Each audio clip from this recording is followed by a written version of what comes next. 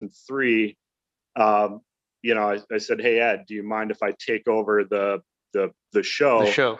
if you're And then if you're ending why did that?" you decide to become a convention organizer yourself? I mean, at the time you were still a tattoo artist, and Yeah, I mean, how did you decide to become a convention organizer? Well, the late '90s, I started doing a line of tattoo clothing, and I manufactured these bowling shirts.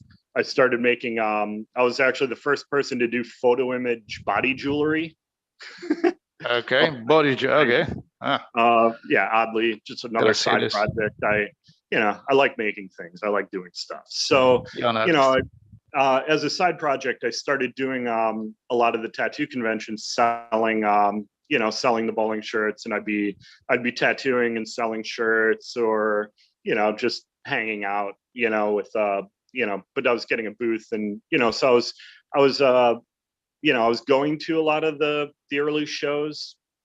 So, in doing that, Eddie was like, "Yeah, I mean, take this show over." The show was kind of a mess. Like, Eddie ripped off the cops down by the airport hotel when his last year doing it. The cops, because there was a lot of bikers that would come to the show, so the cops kind of extorted a lot of money out of Eddie for security, saying that they had to pay him a ton of money for police security. And then at the end of the show, Eddie was just like, "Yeah, I didn't hire you. I don't have a contract. I'm not paying you, and I'm ending the show, and I'm out." So I took over the show with some issues, but in doing that and in traveling these shows and having so much so much of a good time, with the popularity of tattooing becoming increasingly more of an interesting thing, a popular cultural phenomenon. It was becoming really popular, and I decided that I wanted to when I took over the Philly show in 2003, I decided I wanted to change the format and create something different. That I wanted to create more of kind of a festival, kind of more of an atmosphere for the convention. That I wanted. So you wanted to do something new than what we've seen before. New. But I also wanted to draw the public in so they could enjoy the magic of what the conventions were to me. You mean like the general public, not really only people from tattooing itself? Yeah, and before that, I mean, the Philly show when I took it over was 50 booths. Yes, okay, so that's an important Philadelphia thing, show now is 1,000 booths. So which like your biggest edition has been 1,500 artists. 1,500 artists in 1,000 booths. Obviously there's a lot of fine art accessory people, clothing vendors, supply vendors, people that are selling things other than tattooing. But when I took the show over, I really wanted to create something different. And what I kind of created is now called in the industry a lifestyle show for conventions. So unwittingly, I just wanted to kind of broaden the audience, draw more people into tattooing.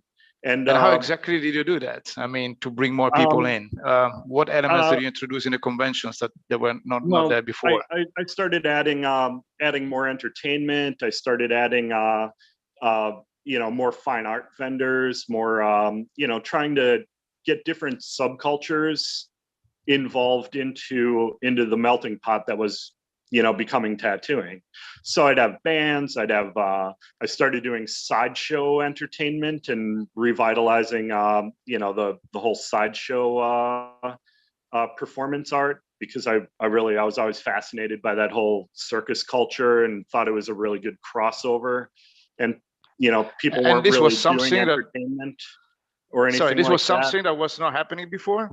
Yeah, nobody was really doing the tattoo conventions. They might have a band for the opening party or something like that, but the actual event, they never really had stages that did anything but tattoo contests. They never had any live entertainment.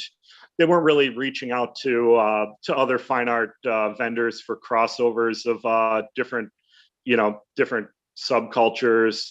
It was pretty much like, back then it was 50 booths of tattooers that were kind of just mostly industry people, or industry people with some collectors that were like, following the magazines, and Jack Rudy's there, I want to get a portrait, I'm going to get a portrait by Jack Rudy.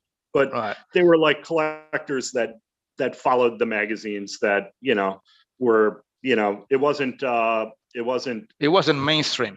It wasn't mainstream. And I think my goal was starting it up in 2004, was to kind of create more of a platform to show the public what tattooing was now, or what tattooing's growing into being, so that the general public could see where tattooing is heading, and get tattooed, and learn more about tattooing. And through creating the shows and advertising it heavily to the general public, more people started getting tattooed.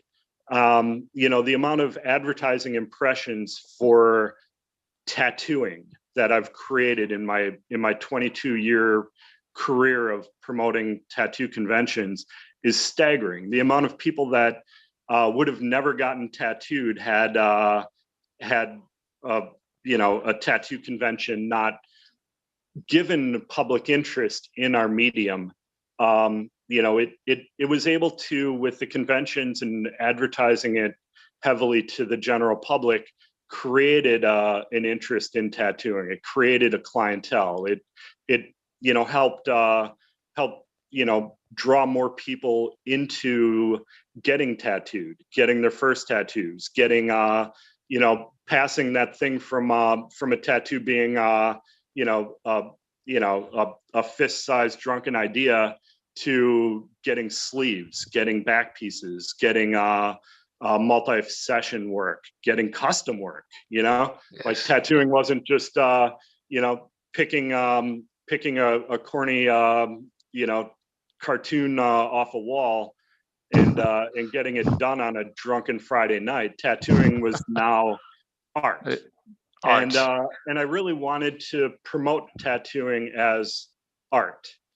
And so really your first convention, was it successful in this perspective? I mean, after you did the first one, I roasted Eddie at the first my first convention. I put it in the biggest hotel down, in downtown Philadelphia, and I advertised it heavy with with radio. Newspapers used to be a thing. Millennials look it up on the internet. It's the internet era, so yeah. I mean, Facebook was not around at the time, right? Friendster wasn't around at the time. Well, MySpace was. Not in '99. Maybe not in '99. No, 2000 something. Yeah, 2003. I don't think it was even around. Maybe. But anyway, so I was able to double the size of the show. My first throw. I think it maybe 100 booths. 100. You went to 100 booths, maybe. So it was a really big. My first one was one of the bigger tattoo conventions in the country that I was able to throw together, and I threw it together by really networking with people, trying to get people behind me to try to really make make the Philly show happen. And I spent a ton of money on advertising. I just really wanted to grow this thing into being a symbol of culture for tattooing. And I just kept growing it. But even physically, when you go to Philadelphia, it was always a heavy tattoo city. But after 20 years of having a convention and the amount of advertising that I do for the tri-state area, the amount of impressions that were created, from that long of having a show, I really think physically people in Philadelphia are more heavily tattooed than almost anywhere in the country now, in a large part to having a convention like that, and the amount of advertising and the amount of the amount of people coming, the talent that has graced my show floor that I was lucky enough to have participate in my events. And it really created a lot more interest to the public. And from Philadelphia, you decided then to branch out into another city. And how long after was it? 2005. My mom was starting to say, why don't you come to Milwaukee? Why don't you come home and visit us more often? And I was like, yeah. So, I said, you know what? I'll throw a show in Milwaukee. That way I can come visit you. So that was the reason. Yeah. Gotta take care of mom, gotta see mom. So, I started, 2005 Milwaukee, 2006 I did, or 2007 I did Chicago. 2007 I did Baltimore. And Chicago was nothing there before that? No, nothing there in Baltimore. The APT had ran a show there. And there was a DC show that Tramp and those guys did, but they only did it for a couple of years and it kind of fizzled out for them. And so then I started running one in Baltimore because I had a friend that lived there. And I just, I'd go to Baltimore on weekend trips every now and then. And I just liked the city. I liked, it was a cool, cool East Coast port town. And I just like Baltimore. So, I decided that there was a good opportunity for me to, to do that. And then Minneapolis, and then I just kind of started branching them out, more and more, adding a show, I'd add a show once a year, I'd add another city about once a year. And now you have what, 22 shows? A little bit more. Regular now shows? After 22 years. No, after 22 years now you have 22 shows. Now I'm up to 22 shows. One more. Wow.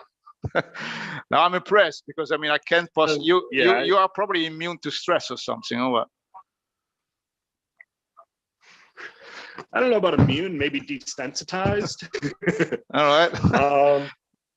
But it's also, I got a good staff, and I got a lot of people that help me, and a lot of, obviously not